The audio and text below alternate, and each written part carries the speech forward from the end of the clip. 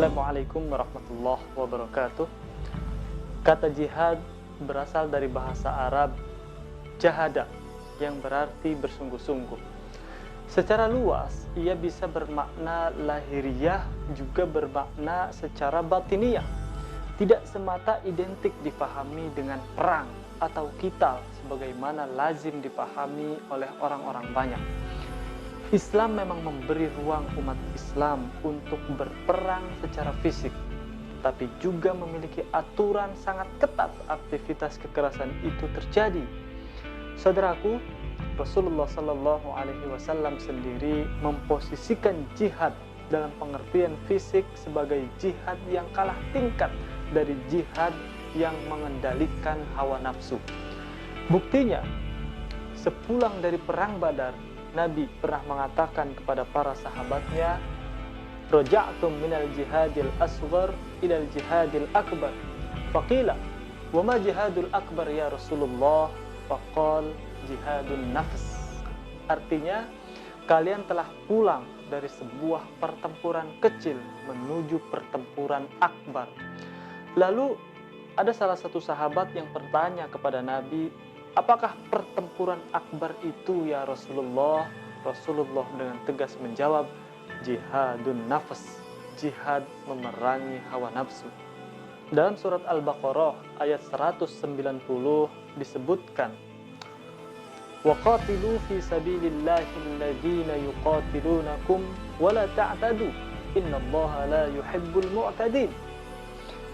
Dan perangilah di jalan Allah orang-orang yang memerangimu, tetapi janganlah kamu melampaui batas, karena sesungguhnya Allah Azza wa Jalla tidak menyukai orang-orang yang melampaui batas.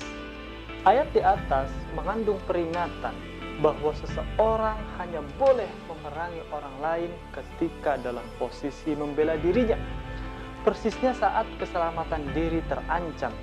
Itu pun harus dilakukan tidak dengan cara yang membabi buta. Tidak boleh kebencian kita kepada kelompok tertentu membuat kita lantas melakukan apa saja yang seenaknya kita lakukan kepada mereka.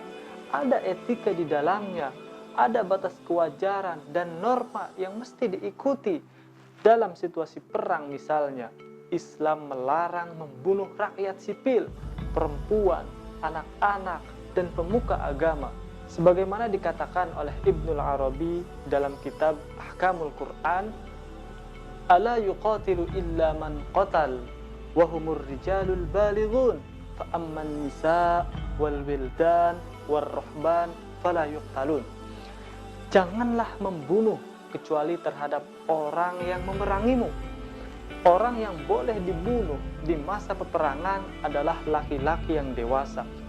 Adapun perempuan, anak-anak, dan pendeta itu tidak diperkenankan untuk dibunuh.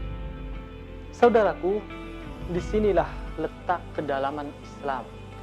Jihad tidak hanya dimaknai sebagai perjuangan fisik, tapi juga perjuangan batin. Ketika ledakan bom memakan banyak sekali korban nyawa tak berdosa, saat hantaman rudal menghasilkan ribuan mayat, kita patut merenung bahwa betapa banyak mudarat yang ditimbulkan tatkala jihad diterjemahkan secara salah dan sepotong-sepotong.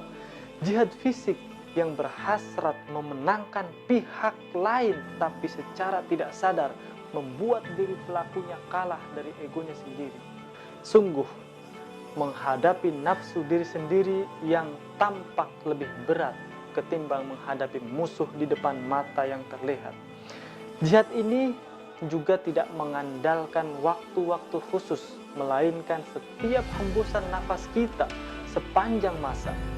Oleh karena itu, benarlah Rasulullah Shallallahu Alaihi Wasallam mengatakan bahwa perang melawan diri sendiri adalah sebagai pertempuran akbar, pertempuran besar.